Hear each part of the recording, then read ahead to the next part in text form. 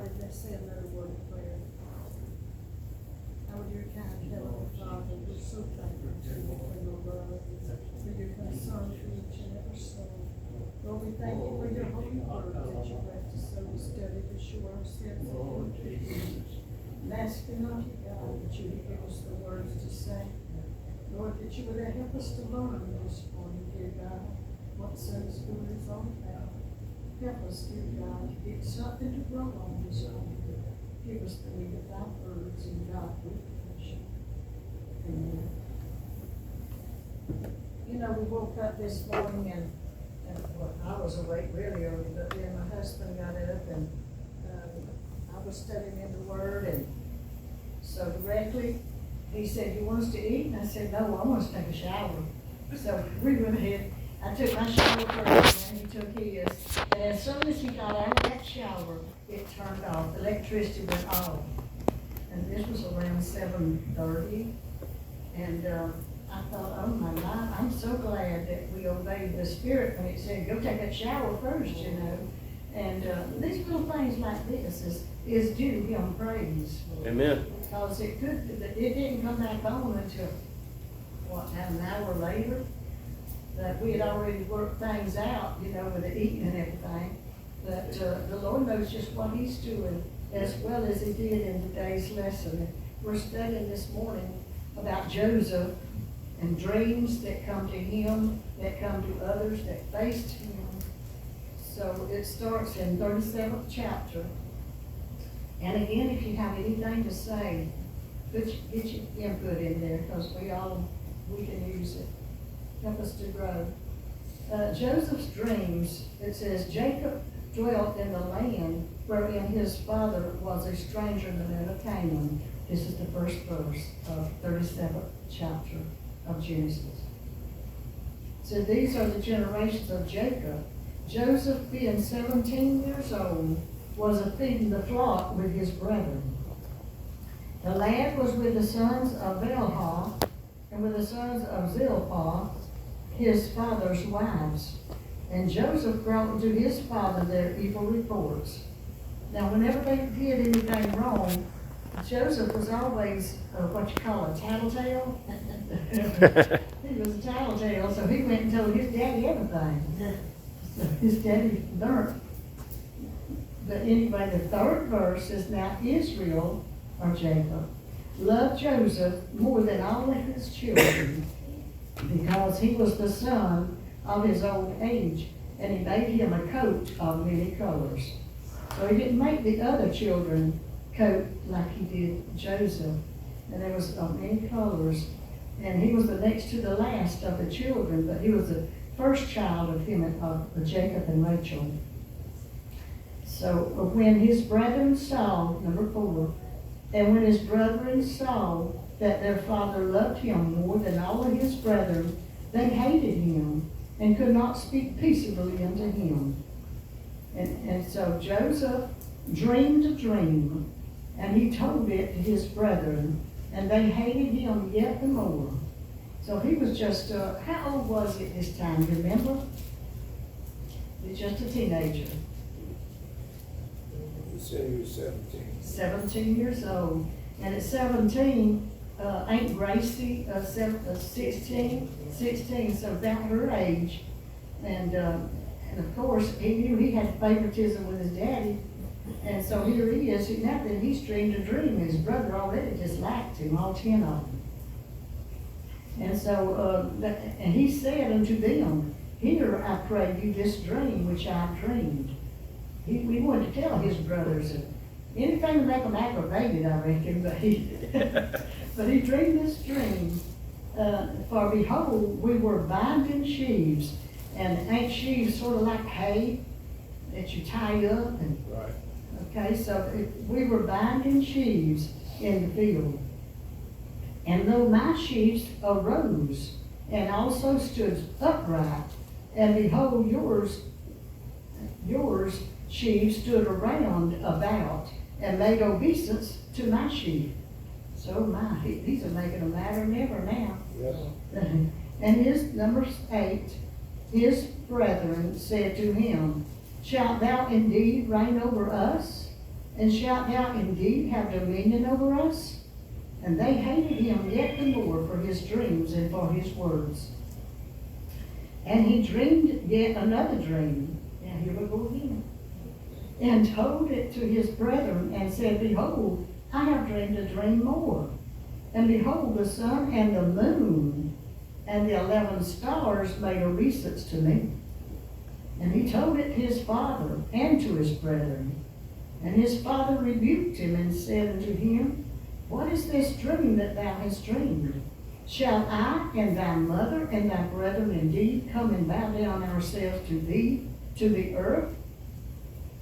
And his brethren envied him, and his father observed these sayings. So his father was observing it. He was thinking, what's going to become of these dreams, you know? So he pondered it in his heart. And you remember Mary done the same thing. She pondered things that Jesus done into her heart too. And so anyway, his brothers then, they went to feed their flock. And they were in Shechem at the time. The daddy told Joseph, he said, go and see about your brothers. And so he went to see about his brothers. And what did his brothers do? They're still so angry with him. So they say, here comes that dreamer.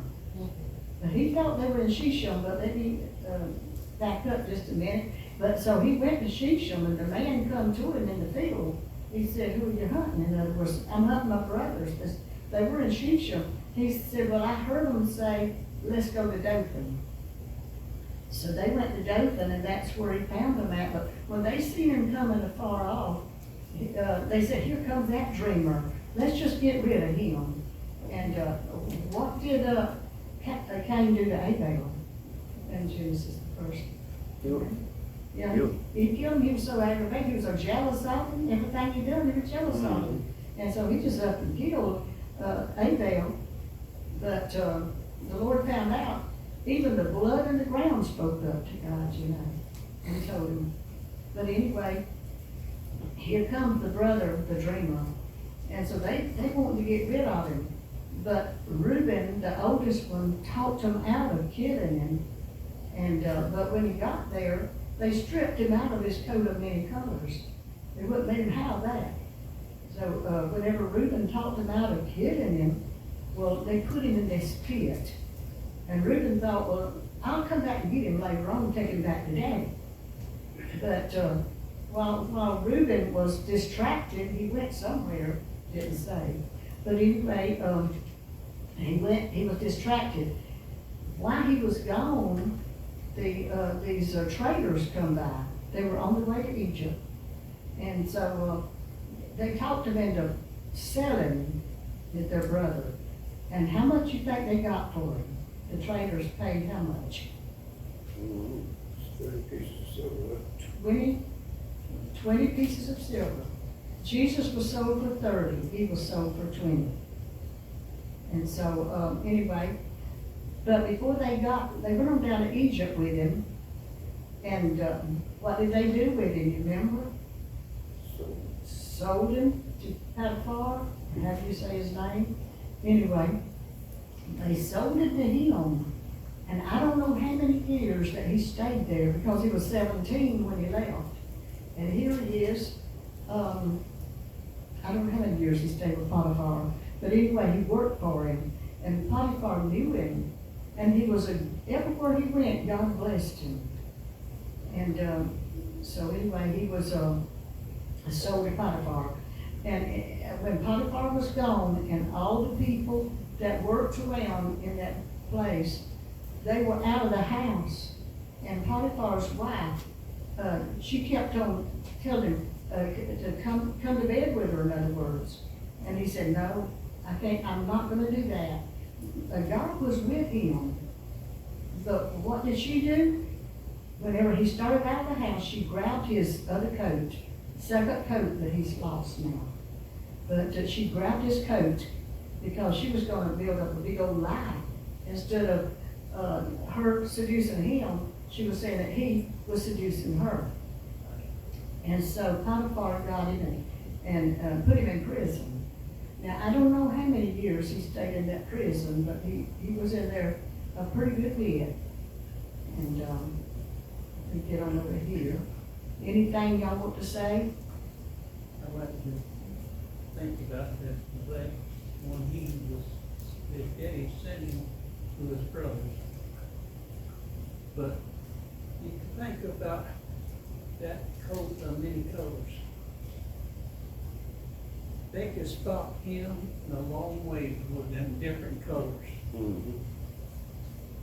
So they had time to talk to, know what they planned, what they were gonna do. But he was out further, they could see him, that coat of many colors. And I think that was a thing that kind of kept them away from him where they can talk or whisper, let do some planning. Yep. And that's, but yet God was always with him. That's right, yeah, God was right there with him, and he had a reason for dreaming this when he was 17 years old. And it's gonna tell about it on over there in 40-something chapter. But right now, he's on his way there. And God had a purpose for every place that he stopped at. God was with him, and he inspired him with growth.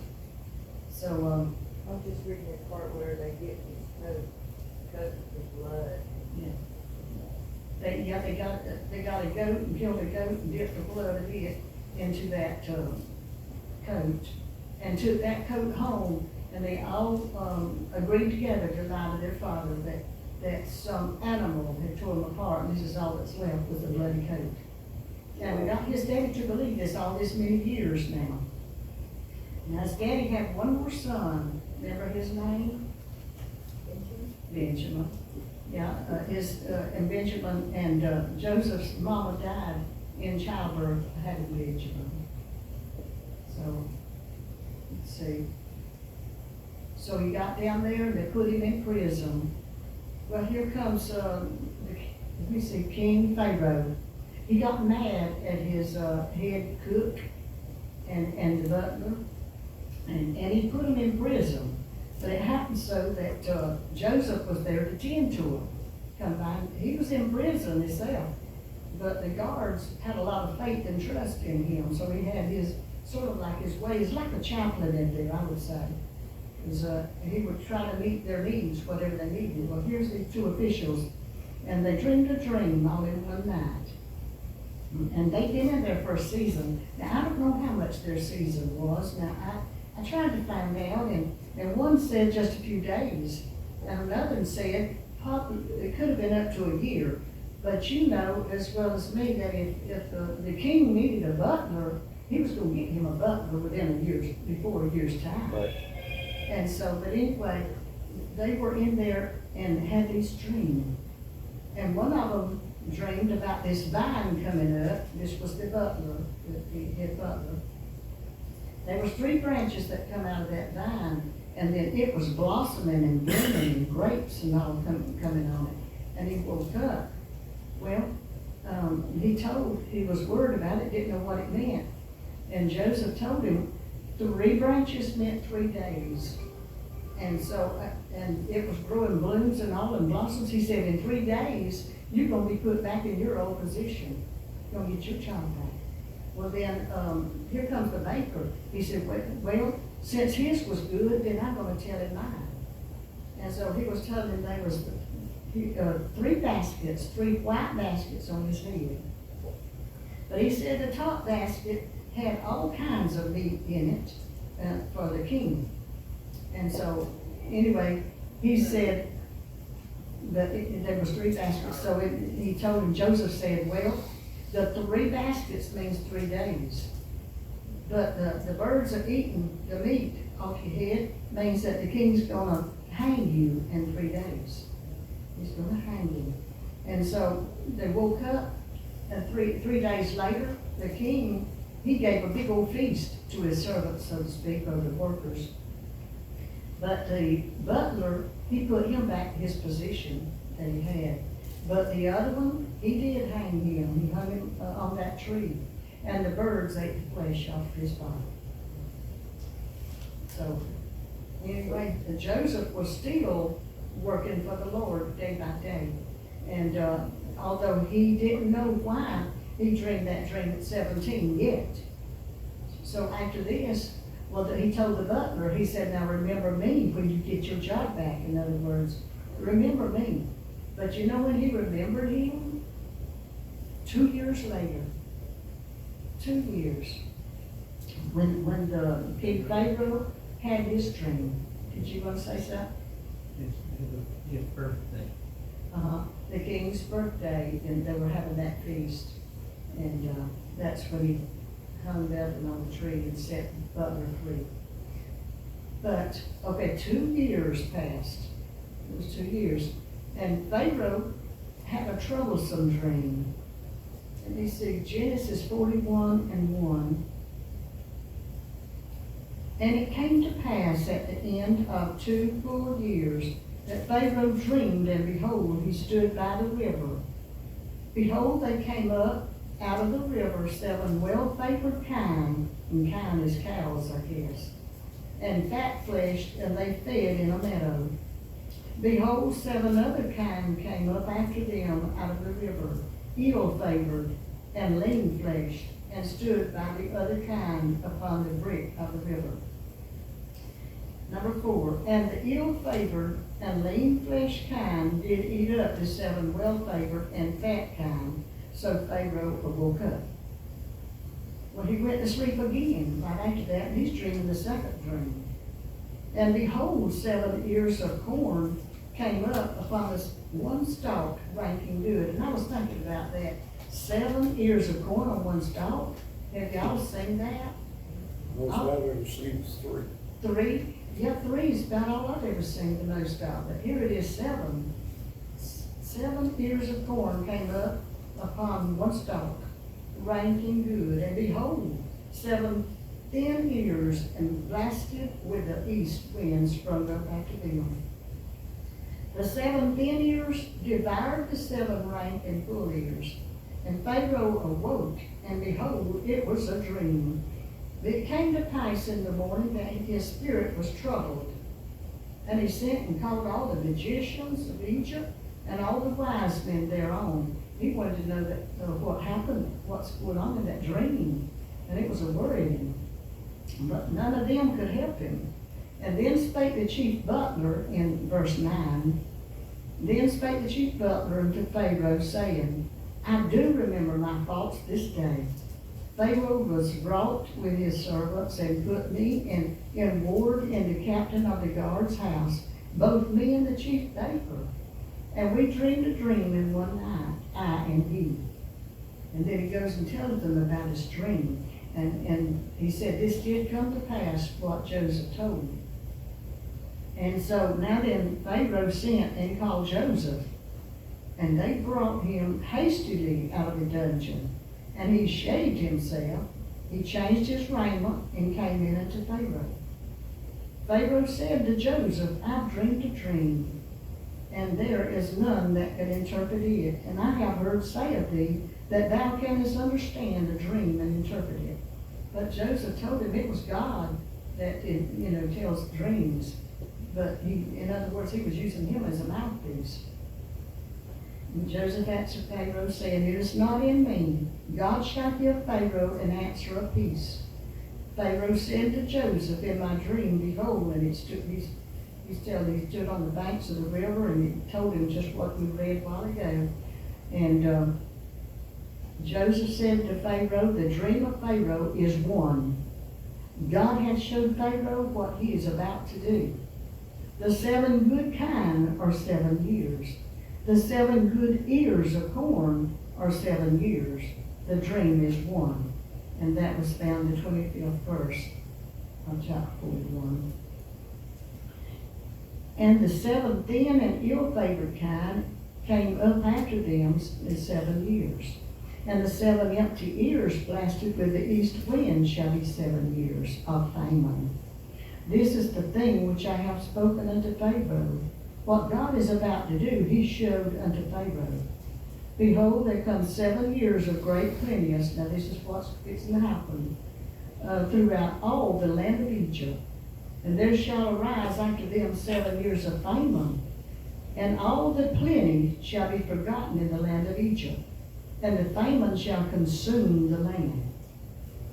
The plenty shall not be known in the land by reason of that famine of following, for it shall be very grievous.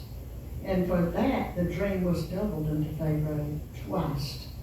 It is because the thing is established by God, and God will shortly bring it to pass. And he told Pharaoh what he needed. He needed to give him a discreet man, a man that was full of wisdom, in other words, that could know what to do and take care of this stuff out there.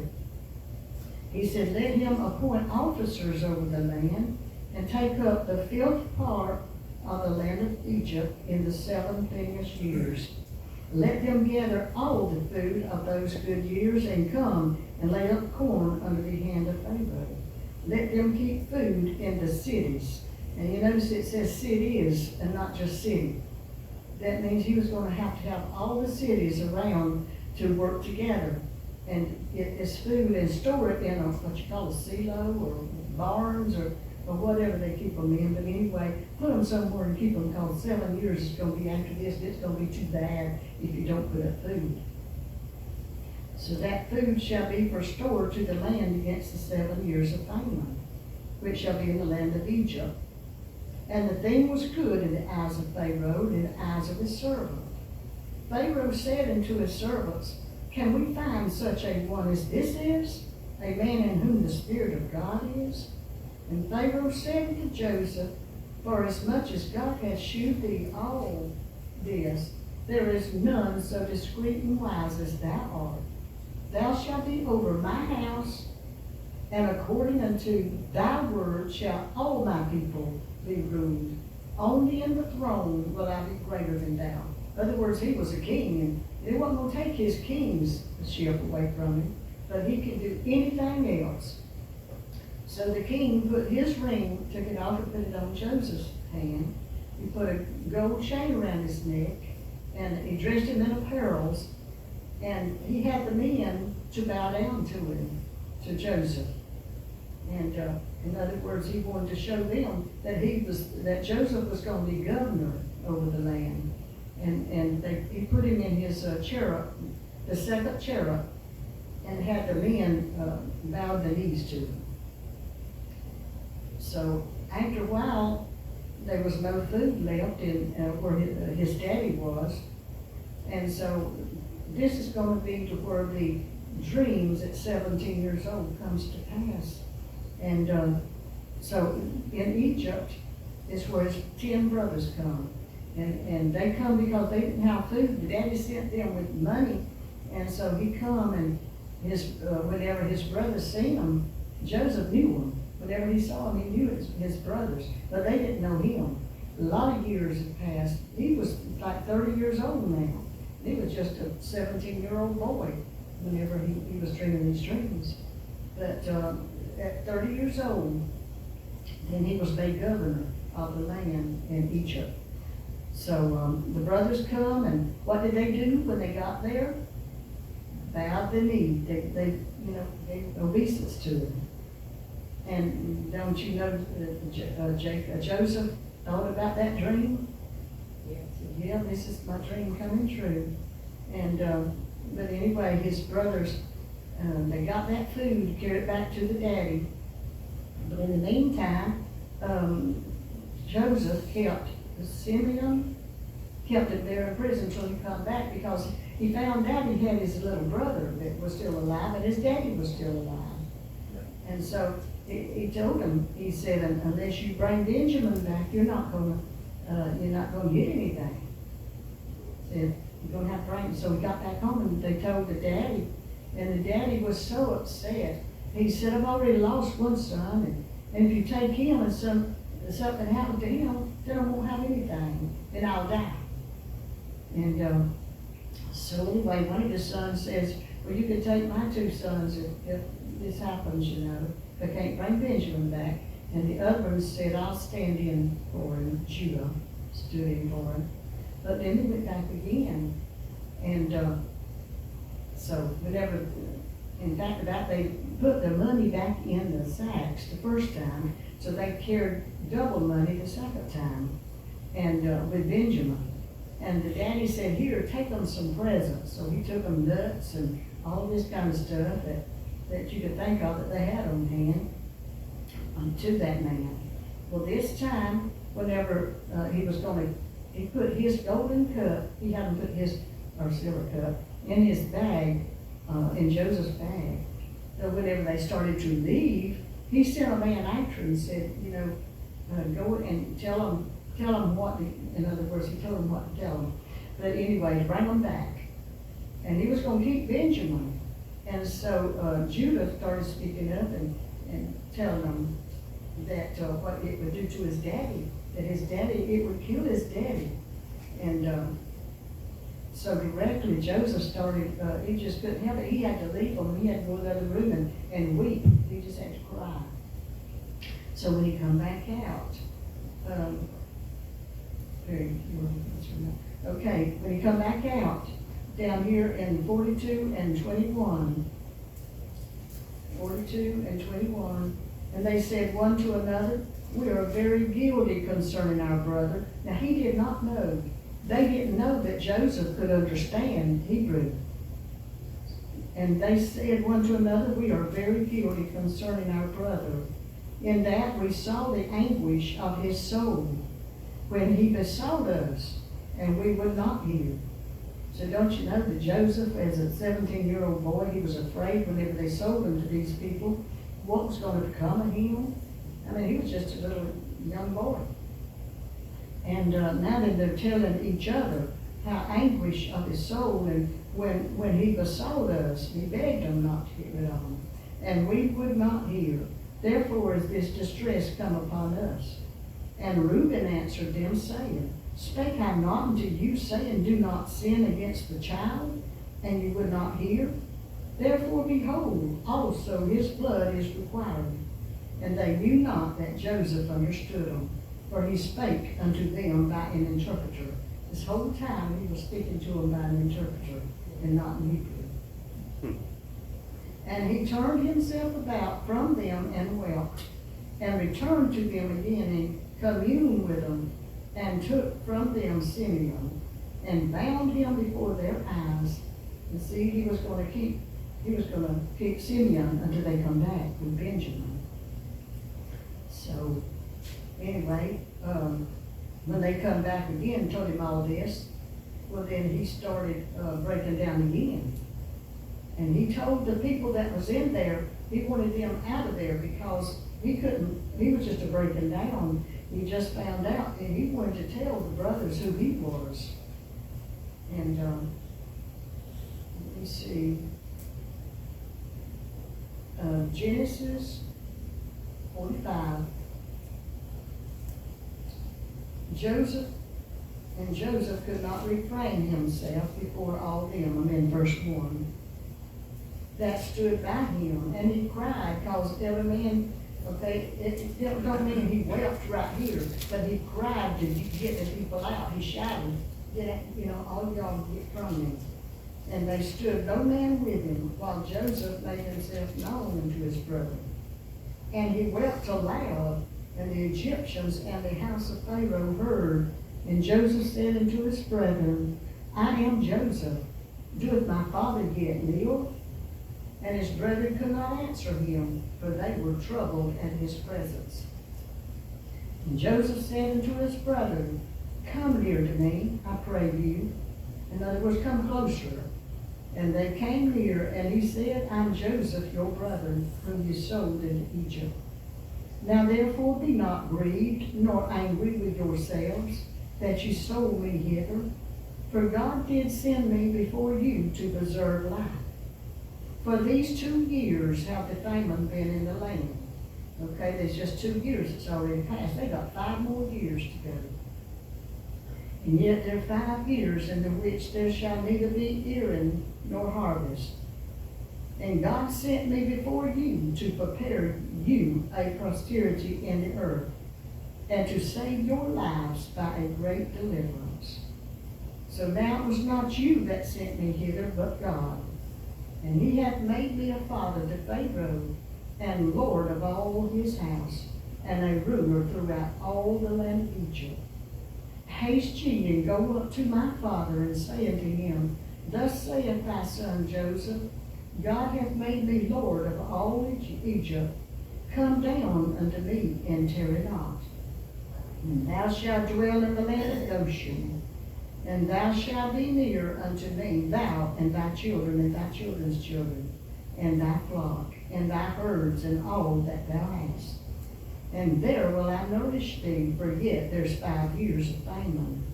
Lest thou and thy household, and all that thou hast come to poverty.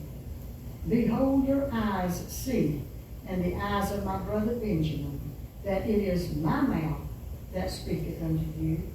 You shall tell my father of all my glory in Egypt, and of all that ye have seen, and you shall haste and bring down my father hither. So on over verse 27, and they told him all the words. Okay, he's getting back to their daddy now. And Joseph is yet alive. So let's get back up there on, let's start at 25. 45 and 25. And they went up out of Egypt and came into the land of Canaan unto Jacob their father, and told him, saying, Joseph is yet alive, and he is governor over all the land of Egypt. And Jacob's heart fainted, for he believed them not. They done told him all this many years that he was killed by some animal. And they told him all the words of Joseph, which he had said unto them. And when he saw the wagons which Joseph had sent to carry him, the spirit of Jacob their father revived. He believed them then when he showed them all these wagons that they brought. And Israel said, It is enough. Joseph, my son, is yet alive. I will go and see him before I die. And 46, number 1 says, And Israel took his journey. Israel is Jacob. Took his journey with all that he had. And listen what he did now. He came to Beersheba and offered sacrifices. He was going to offer sacrifices before he got over there in Egypt unto God of his father Isaac. Number 2, and God spake unto Israel in the vision of the night, and said, Jacob, Jacob.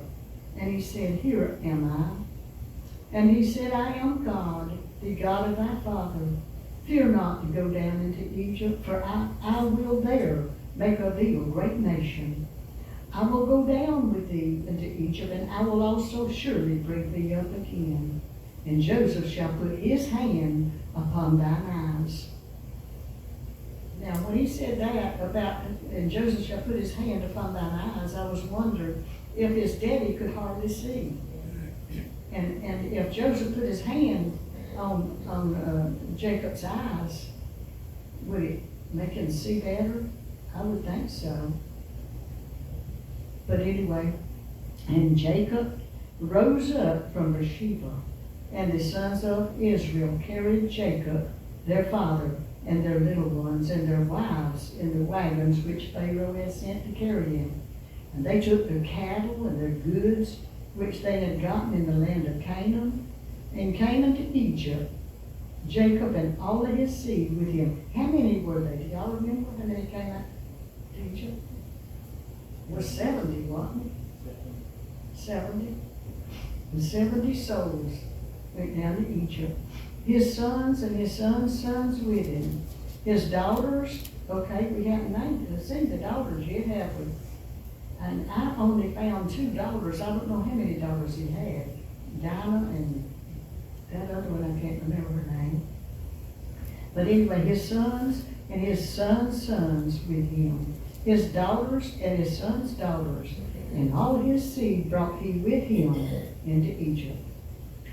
And so that's where the bowing down in his dream was at 17 years old, that he was going to be taking care of them in his 30s. Isn't that amazing? Because you get the power to just get rid of them. Right. Yep. He loved them so much that he gave them. Well, and he let them know that it was God that had a hand everything. It was God that sent him forward. He wouldn't have never got there if it would have been up to the family, would he? No. He was sold 2 times before he got to Egypt. Yeah, those people got him out of the pit, and they bought him for 20 pieces of silver. And then he was sold to Potiphar when they got to Egypt.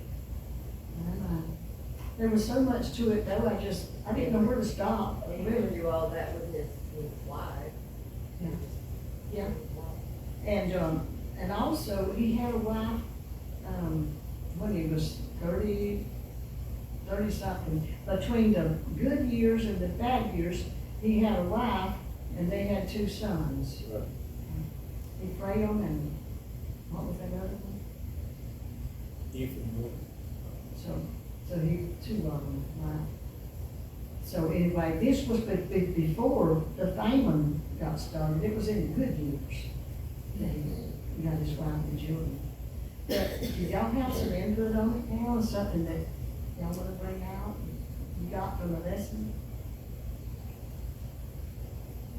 The thing about where God spoke to his daddy, said he was multiply the seed. We find in the other scriptures that Israel had, they had to put trust in people they didn't want to. When Moses, Aaron was leading the children of Israel out of Egypt, they was a bunch of mixed people.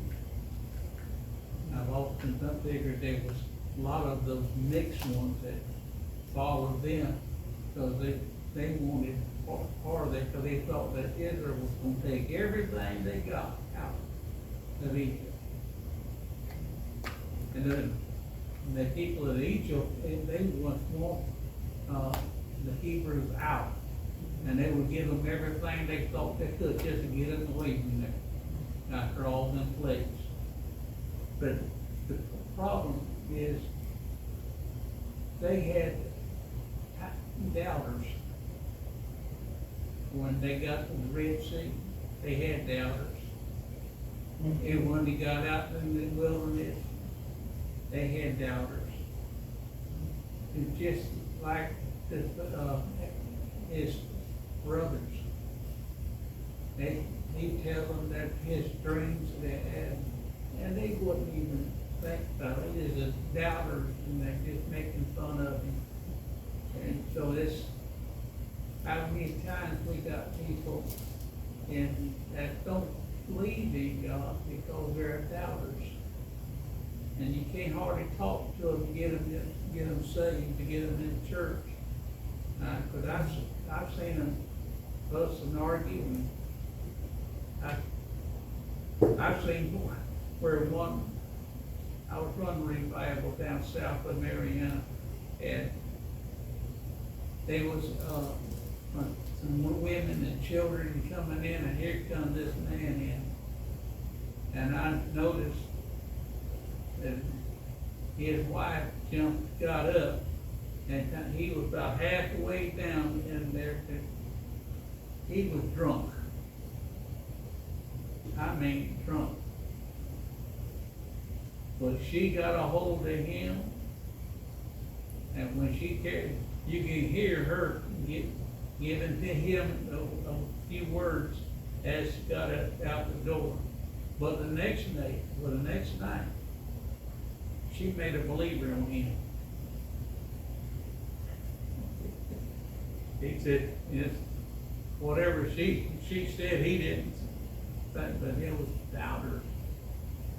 And this, Jacob had some doubters that, yeah. Yeah, he was just a child, Joseph was, and you can imagine a little child dreaming dreams like this, though. I mean, and the brothers think, oh no, where's that come from? He thinks that he thinks that he's bigger than us, and that he's better than us. Even his dad. Yeah, his daddy made him that coat of many colors, and now that he's dreaming his dreams, And don't you know, his brothers thought, well, I don't know what's gonna become of it, but it's making them angry and angrier. Because every time he come around, it seemed like he was telling them things that makes them aggravated, or especially with the tattletale, telling his daddy everything, you know. But anyway, I had to keep on going with the chapters till I got to, and this last chapter, where he was become governor of the land and all, and here come his brothers bowing down to him to the ground. And don't you know, they thought, so this is that dream that my brother had whenever he was just a little boy.